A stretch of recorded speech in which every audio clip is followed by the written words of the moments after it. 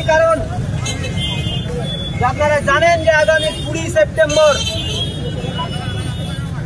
আমাদের কুর্মী সমাজের বেশ কিছু সংগঠনের ডাক দিয়েছে যে রেল অবরোধ। আমিও সেই কুর্মী সম্প্রদায় থেকে বিলং করি এবং কুর্মী ঘরের ছেলে, কিন্তু আমি তার বিপক্ষে। কারণ একটাই,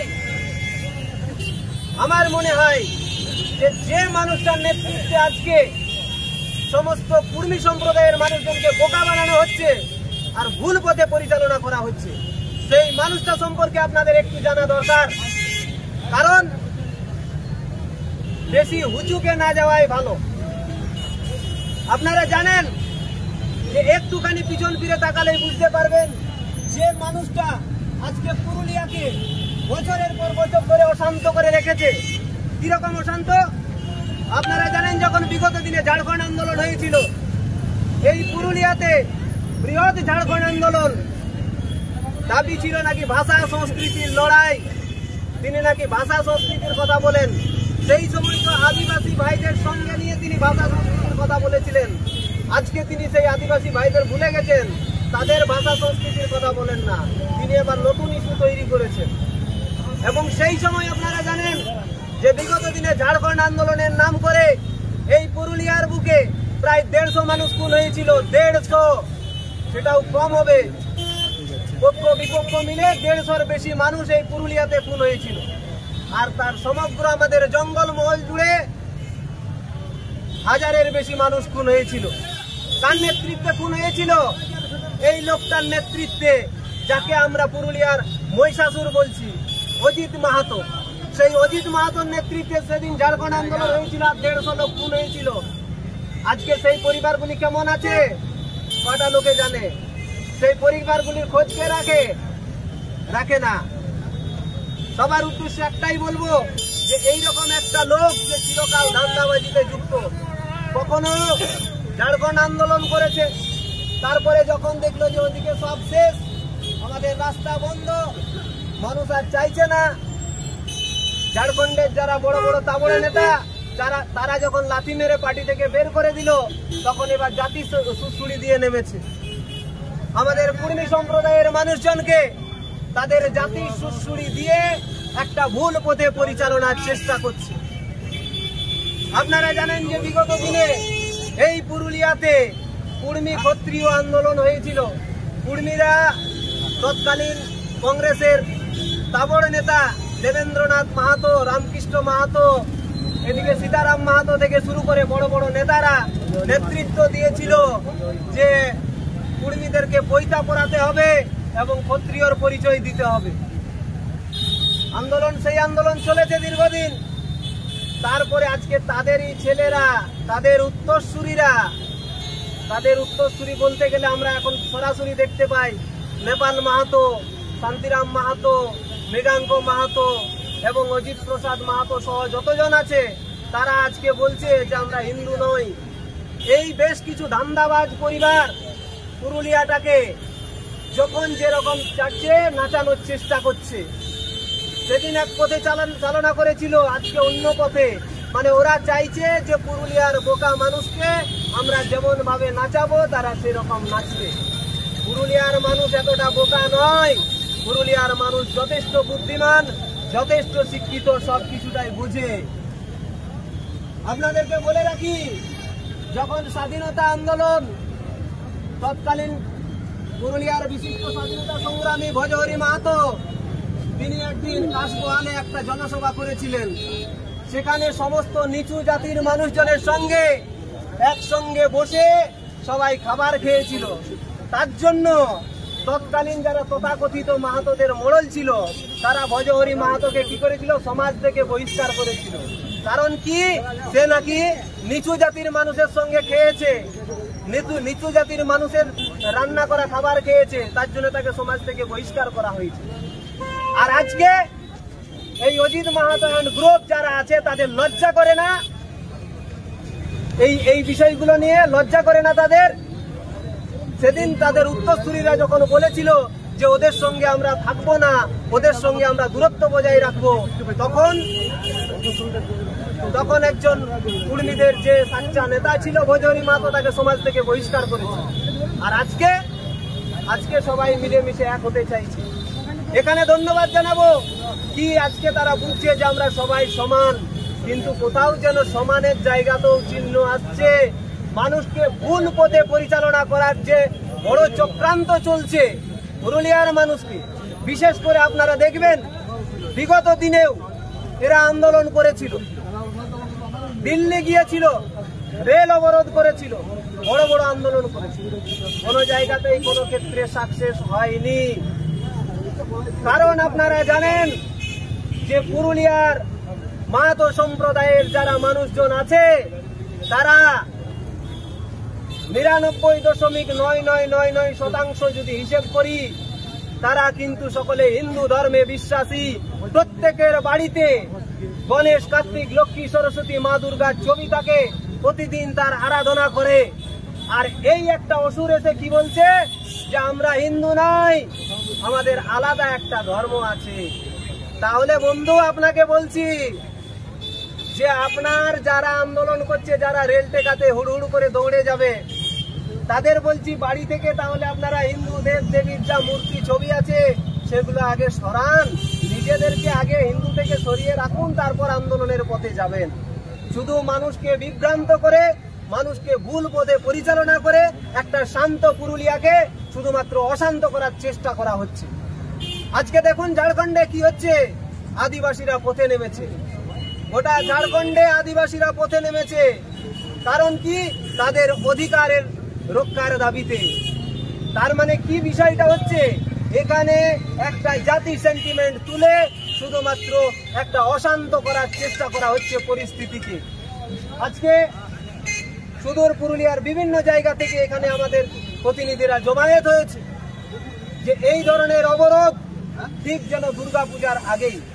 গত বছর আমরা দেখেছিলাম দুর্গাপূজার আগে অবরোধ করেছি, ডাক দিয়েছিল। তারপরে দেখলাম যে তিনি কোথাও একটা রেল লাইনের ধারে একটা ভিডিও বানিয়ে সোশ্যাল মিডিয়ায় পোস্ট করলেন কি রেল অবরোধ আমরা প্রত্যাহার করলাম। গত বছর এরকমটা করেছি। আসলে এটা তার ধান্দাবাজি।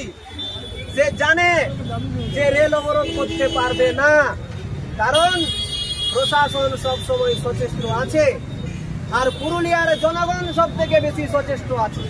পুরুলিয়ার জনগণের জন্য যদি ক্ষতি হয়, যেখানে দুর্গাপূজা আপনারা জানেন যে এই দুর্গাপূজাতে সারা ভারতবর্ষের বিভিন্ন প্রান্তে যে সমস্ত আমার পরিযায়ী শ্রমিক ভাই বন্ধুরা থাকে তারা ট্রেনে করে, বাসে করে আসে। এই দুর্গাপূজার 4টা দিন তারা পরিবারের সঙ্গে কাটাতে চায়। পুরুলিয়ার মানুষ চিকিৎসা পরিষেবার জন্য ভিন রাজ্যে পাড়ি দেয়। তাদের একমাত্র ভরসা কি? এই আমাদের রেল বা বাস, এগুলোই একমাত্র ভরসা। আর ঠিক পুজোর মরশুমে আপনারা জানেন যারা ছোটখাটো আমাদের ব্যবসাদায় ভাই বন্ধুরা আছে, গ্রামে গঞ্জে দোকানপাট করে, কেউ হয়তো কাপড়ের ব্যবসা করে, কেউ ফেরিওয়ালা করে ইত্যাদি, তারা কিন্তু এই পুজোর মরশুমে কি চাই যে অল্প কিছু 2 পয়সা বাড়তি বিনিয়োগ করে একটুখানি রোজগারের চেষ্টা করে, যাতে করে তাদের সারা বছর পেটে অন্তত রুটি রুজির ব্যবস্থাটা হয়। আর এই অজিত মাহাতো পুরুলিয়ার মহিষাসুর তিনি কি করছেন কি ঠিক দুর্গাপূজার সময় অবরোধ ডেকে গরিব মানুষের পেটে লাথি মারার চেষ্টা করছেন। যারা পরিযায়ী শ্রমিক বন্ধু আছে, যারা টিকিট কেটে রেখেছে যে এই সময় তারা বাড়িতে আসবে, পরিবারের লোকজনের সঙ্গে 2 দিন কাটাবে, আনন্দ ফুর্তি করবে, আবার তারা চলে যাবে, তাদের কথা তার মনে পড়ছে না।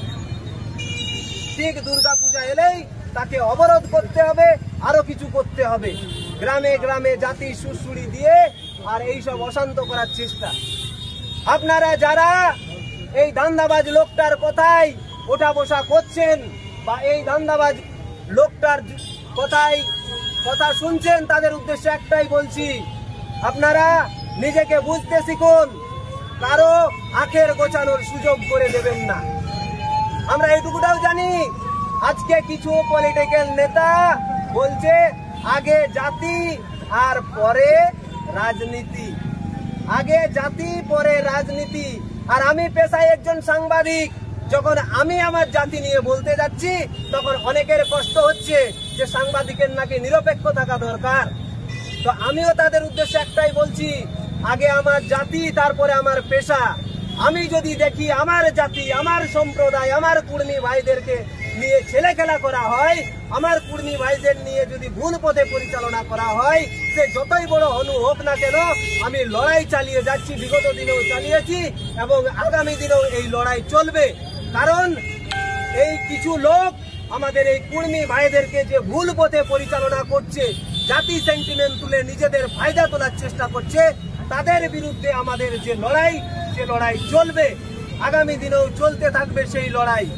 আপনাদেরকে এইটুকুটা বলে রাখি যে বিগত দিনেও এই সমস্ত দান্দাবাজ লোকেরা ব্যক্তিগতভাবে আমার উপর আক্রমণ করেছে। আমি কিন্তু দমিনি, কারণ আমি জানি আমার লড়াই কতটা নেই সঙ্গত। সেই লড়াই এগিয়ে যাবে। বিগত দিনে এরা করেছে অনেক কিছু। এইখানে এই ট্যাক্সি স্ট্যান্ডে এই ধান্দাবাজ লোকেরা এক সময় আমাদের উপর হামলা করেছে। কি ফল হয়েছে? সাকসেস হতে পারেনি তারা। আর এটাও জানে আগামী দিনেও পারবে না। আমাদের লড়াইটা অবশ্যই চলছে এবং চলবে। আপনাদেরকে আরো একটা বলে রাখি কথা, যে আজকেই মহামান্য আদালত যে নির্দেশিকা দিয়েছে যে রেল এবং রাস্তা অবরোধ সম্পূর্ণ বেআইনি, তাই যারা এই রেল এবং রাস্তা অবরোধের পক্ষে আন্দোলন করছেন তাদের একটাই সতর্ক বার্তা দিতে চাই যে আপনারা ওখান থেকে সরে আসুন। না হলে আমরা যারা পুরুলিয়ার জনগণ আছি, যদি কোথাও পুরুলিয়ার জনগণের যাতায়াতের ক্ষেত্রে বাধা সৃষ্টি হয় বা রেল বা রাস্তা অবরোধের মতো কোনো কাজ ঘটে, সেখানে কিন্তু আমরাও চুপচাপ বসে থাকবো না। গোটা জেলা জুড়ে আরো বৃহত্তর আন্দোলন হবে। বিগত দিনে আপনারা দেখেছিলেন যখন গত বছর মা দুর্গাকে নিয়ে যখন এই দালালটা একটা কুরুচিকর মন্তব্য করেছিল, গোটা পুরুলিয়ার মানুষ আগুন জ্বালিয়েছিল, আগুন। সেটা ভুলে যাবেন না অজিত বাবু। মনে করুন আজ থেকে ঠিক 1 বছর আগেই গোটা পুরুলিয়াতে আগুন জ্বলেছিল। আশা করি পুরুলিয়ার মানুষকে আর যেন সেটা না করতে হয়। আপনি সতর্ক হয়ে যান এবং আপনাকে এটাই বলে দিচ্ছি, আপনি সতর্ক হয়ে যান এবং জনগণের কথা ভেবে আপনি আপনার আন্দোলন এই রেল অবরোধ থেকে সরে আসুন। আমি মানছি আপনারা আন্দোলন করছেন, ভালো কথা। আমি কখনোই আপনাদের এই আন্দোলনকে সমর্থন করি না ব্যক্তিগতভাবে, আর সমর্থন করবও না। তবে এইটুকুটা বলবো, আপনারা কিন্তু এই ধরনের বিশৃঙ্খল আন্দোলন কখনোই কাম্য নয়। বিগত দিনে আপনাদেরকে একটা ছোট্ট ইতিহাস বলে রাখি। পুরুলিয়াতে একটি বড় ঘটনা ঘটেছিল। অনেকেই আছেন, আমার কথাগুলো ভালো করে রেকর্ডিং করে রাখুন, আমার কোনো আপত্তি নেই, বলতে দ্বিধা নেই। কারণ এই ভিডিওগুলো তো যাবে ওনার কাছে, কারণ আমার এগনেস্টে তো বলতে হবে, অনেক কিছু বিষয় আছে। তাই সবাই ভালো করে রেকর্ডিং করুন। একটা ভালো কথা বলে দিচ্ছি, বিগত দিনে আমি সোশ্যাল মিডিয়াতে দেখছিলাম যে মাননীয় অজিত বাবুর নেতৃত্বে নাকি অযোধ্যা পাহাড়ে কোনো এক সময় সশস্ত্র ক্যাম্প হয়েছিল। সোশ্যাল মিডিয়াতে তার চেলাচামুন্ডের পোস্ট থেকেই দেখেছিলাম। আপনারা একটা স্বাধীন সরকারে, স্বাধীন ভারতবর্ষে এই রকম সশস্ত্র ক্যাম্প কতটা বেআইনি আপনারা ভাবতে পারছেন? সরকারের বিরুদ্ধে জিহাদি ঘোষণার এক চক্রান্ত, এরকম একটা ঘটনা হয়েছিল। পরবর্তীকালে আপনারা জানেন এই পুরুলিয়াতে তৎকালীন শাসন ক্ষমতায় থাকা সিপিআইএম এর বিরুদ্ধে এক সশস্ত্র সংগ্রাম গড়ে উঠেছে। খুন হয়েছিল প্রচুর লোক। তার নেতৃত্বে কে ছিলেন? মাননীয় অজিত প্রসাদ মাহাতো। তার নেতৃত্বে ছিলেন। এতজন খুন হয়েছে, তারপর তার মাথা ব্যথা নেই। সেখানে বিভিন্ন জায়গায় হয়তো কোথাও কোনো সেই শহীদদের, যারা ঝাড়খণ্ড আন্দোলনে শহীদ ছিল, তাদের কোথাও কোথাও মালা দিতে যায়। তবে ইদানিং আর তাদেরকে ঝাড়খণ্ডী শহীদ বলে না, তাদের ওখানে গিয়ে জয়গ্রাম করে শহীদ করে, মানে শহীদ দিবস পালন করে। বিভিন্ন জায়গাতে দেখেছি যারা ঝাড়খণ্ডী শহীদ, ঝাড়খণ্ড আন্দোলনের শহীদ, সেখানে হলুদ ঝান্ডা টাঙানো হয়। এটা কতটা যুক্তিযুক্ত? এগুলোও তাকে কিন্তু জবাব দিতে হবে। আরেকটা বড় প্রশ্ন, আজকে পুরুলিয়া জেলার যতগুলো গ্রামে গঞ্জে দুর্গা মন্দির আছে তার অধিকাংশটাই আপনারা দেখবেন মাহাতোদের প্রতিষ্ঠিত। মাহাতোরা প্রতিষ্ঠা করেছে সেই সমস্ত দুর্গা মন্দির, আর আজকে তিনি বলছেন এগুলো আমরা মানি না। মাননীয় অজিত বাবু, আপনাকে একটুখানি মনে করিয়ে দিই, কিছুদিন আগে আপনার জমি সংক্রান্ত একটা মামলা চলছিল আদালতে। সেই আদালতের মামলায় আপনি যেটা নিজের নামের পিছনে লিখেছিলেন না, সেটা কিন্তু হিন্দুই লিখেছিলেন, অন্য কিছু লিখেননি। আপনার হয়তো মনে নেই, ভুলে গেছেন। সেই কোর্টের ফাইলগুলো বের করে দেখবেন, আর যদি না থাকে তো আমার কাছে চাইবেন, আমি সেটা দিয়ে দেব। আপনি নামের পিছনে কিন্তু হিন্দু কথাটাই লিখেছিলেন। আর আজকে আপনার লজ্জা লাগছে না নিজেকে হিন্দু বলে স্বীকার করতে? অথচ যখন আপনার কোর্টে ফাইল করছেন, যখন সরকারি জায়গাতে অ্যাপিল করছেন, তখন নামের পিছনে হিন্দু লিখছেন, আর পুরুলিয়ার মানুষকে বোকা বানিয়ে ভুল পথে পরিচালনা করছেন। তাই পুরুলিয়ার মানুষকে এগুলো জানতে হবে, এগুলো নিয়ে সচেতন হতে হবে। আমরা সচেতন নাগরিক মঞ্চের পক্ষ থেকে মানুষকে অবশ্যই এই বার্তাটা দিতে চাই, যেগুলো সত্যিকারের ঘটনা সেগুলো আমরা জানাতে চাই। মানুষ সচেতন হন, পুরুলিয়ার মানুষ জেগে উঠুন এবং বৃহৎ এক গণ আন্দোলন গড়ে তুলুন এই অসুরের বিরুদ্ধে, যাতে করে এই অপশক্তিকে আমরা বিনাশ করতে পারি এবং আগামী দিনে পুরুলিয়ায় একটা সুস্থ সংস্কৃতি গড়ে উঠাতে পারি। সবাইকে ধন্যবাদ, জোহার। ধন্যবাদ জানাই আমার জাগরাজ দাকে।